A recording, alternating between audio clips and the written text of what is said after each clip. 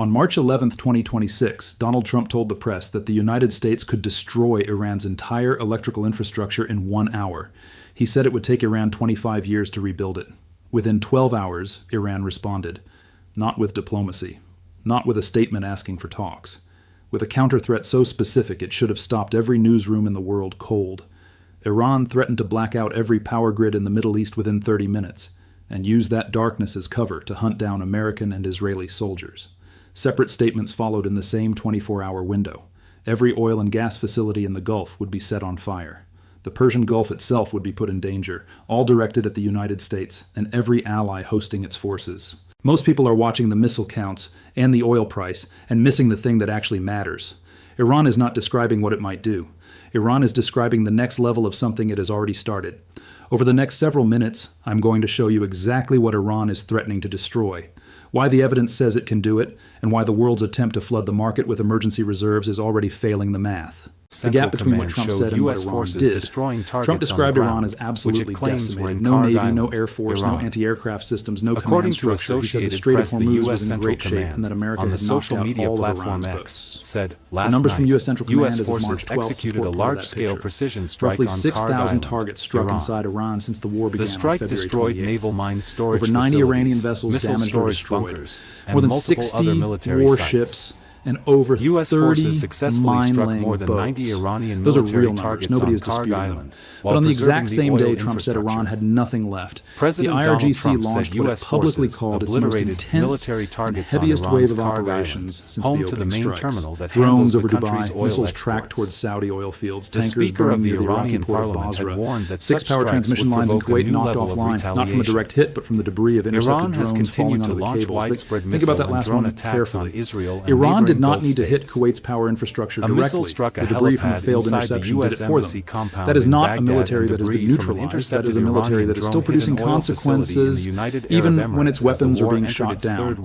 As of March 13th, traffic through the Strait of Hormuz is near a standstill, but not completely zero. Reuters reported that only a handful of tankers even as U.S. and Israeli warplanes pummel military and other targets across the country. Turkey said one Turkish-owned vessel was allowed through after direct contact with Tehran.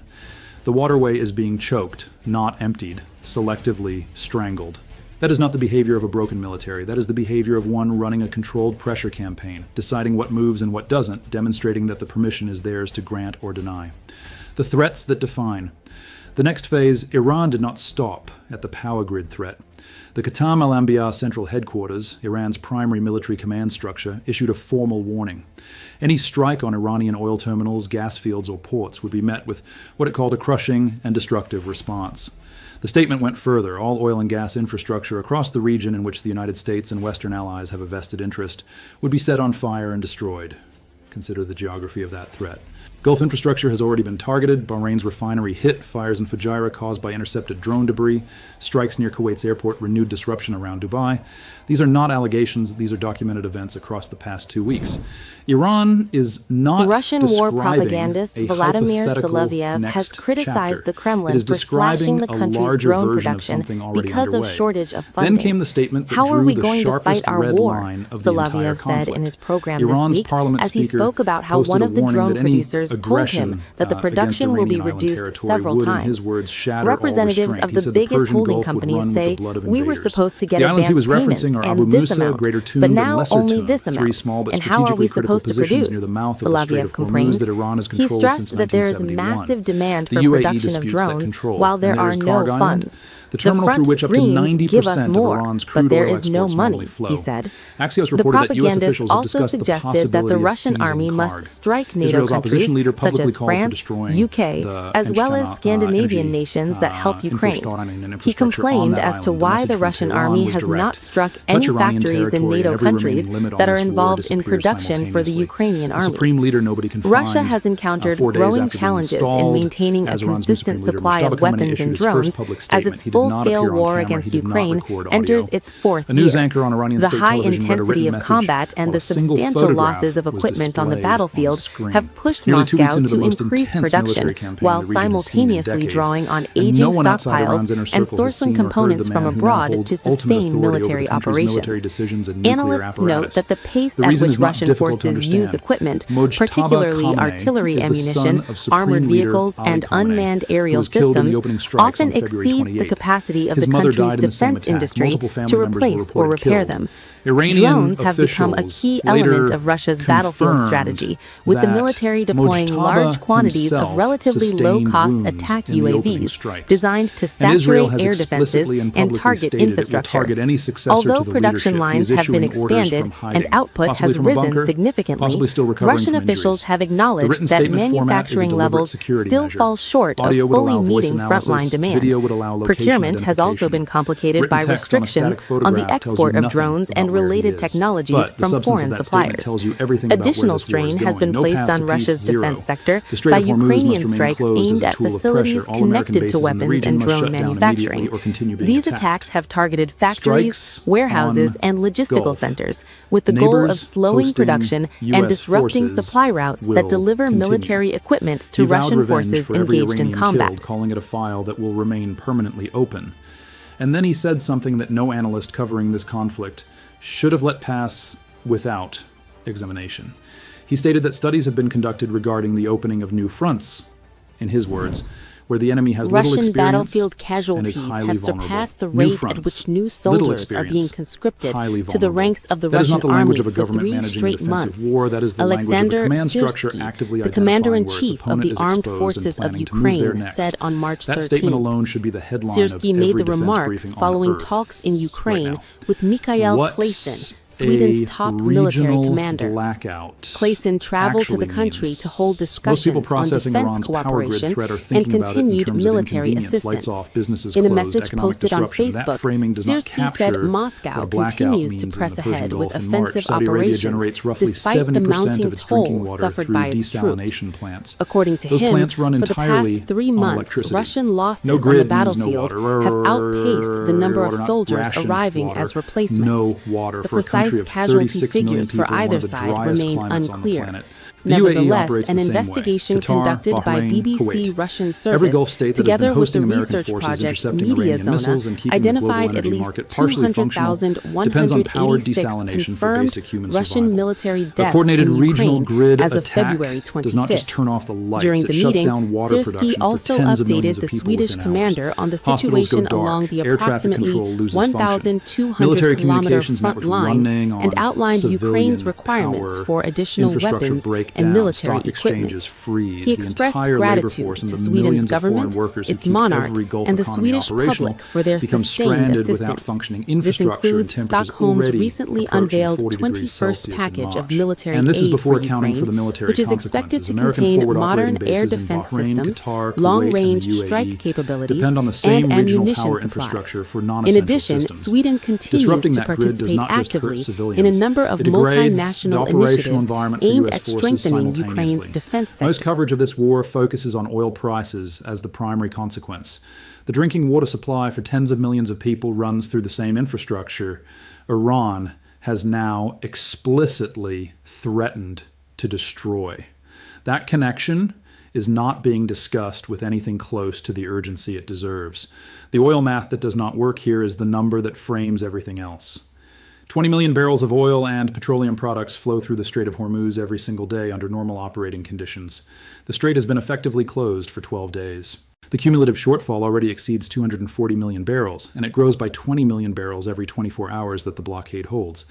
The International Energy Agency responded with the largest emergency reserve release in its 52-year history, 400 million barrels, coordinated across 32 member nations. America committed 172 million barrels from the Strategic Petroleum Reserve. Japan pledged 80 million, Britain 13.5 million, Germany and Austria contributing as well. The IEA was created in 1974 specifically in response to the Arab oil embargo during the Yom Kippur War. It has never in half a century activated a release this large. The previous record was 182 million barrels after Russia invaded Ukraine in 2022. This release is more than double that, and it is already failing the arithmetic. ING analysts published the clearest assessment available. The only way to see oil prices trade lower on a sustained basis is by getting oil flowing through the Strait of Hormuz again. Without that, the market highs are still ahead. A Raymond James analyst added that it could take 60 to 90 days before reserve oil meaningfully reaches refineries. One market analyst called the entire IEA operation a water pistol, not a bazooka. Brent crude was at approximately $73 before the war. It touched $126 by March 10th. Fell back briefly to around 88 after Trump said the war was nearly over and Saudi Aramco rerouted some crude through its Red Sea pipeline. Then Mojtaba Khamenei's statement landed and Brent shot back above $100. American gasoline prices reached $3.58 a gallon by March 11th, up nearly 60 cents since February 28th. The largest weekly and monthly spikes since Russia invaded Ukraine. Trump posted on social media that the United States benefits from high oil prices because America is the world's largest oil producer. That statement is technically accurate. It is also a remarkable thing to say while American families watch pump prices climb in real time. The administration also floated the idea of having the U.S. Treasury purchase oil futures directly to suppress prices. That proposal tells you more about how worried Washington actually is than anything said at a press conference. The IRGC's message to the market was direct. You will not be able to artificially lower the price of oil. Expect oil at $200 a barrel. The price of oil depends on regional security, and you are the main source of insecurity. What Iran has already hit. Before accepting or dismissing Iran's threats about what comes next, it is worth accounting for what has already happened. In the UAE alone, one of the most defended airspaces in the region, 174 ballistic missiles were fired. 689 drones were launched. 44 of those drones hit their targets. Strikes landed near the Burj Khalifa. Dubai International Airport was hit twice. Jebel Ali Port, one of the busiest commercial ports on Earth, were struck. An Amazon Web Services data center caught fire. The French naval base at Zayed Port was damaged. 3 migrant workers from Pakistan, Nepal, and Bangladesh were killed. In Bahrain, home to the U.S. Fifth Fleet, at least one strike landed at or near a U.S. Naval Service facility in Manama. Kuwait intercepted 97 ballistic missiles and 283 drones. Its international airport was struck. 6 American service members were killed at a tactical operations center near Shuaiba Port in the opening days. Dozens more sustained shrapnel wounds, brain trauma, and burns. In Qatar, explosions were reported across Doha after missiles targeted Al Udeid Air Base, the largest American military installation in the entire region. Saudi Arabia shot down drones heading for the Sheba oil field and intercepted others approaching the diplomatic quarter in Riyadh.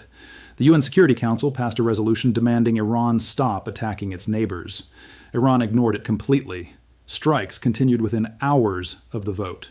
When Iranian officials say the region goes dark, they are not making an empty boast. They are describing a coordinated, simultaneous version of what they have been executing selectively for 12 days. Here's what Iran has actually built across this conflict and why it matters more than any single missile count. It is a layered structure of mutual destruction. Every escalation the U.S. or Israel attempts has a corresponding Iranian response already prepared and publicly announced.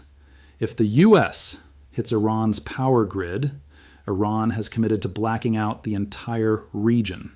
If the U.S. hits Iran's oil infrastructure, the IRGC has committed to burning every Western-aligned energy facility, from Oman to Kuwait. If the U.S. or Israel move against Iranian island territory, Iran's parliament speaker has committed to unrestricted warfare throughout the Persian Gulf.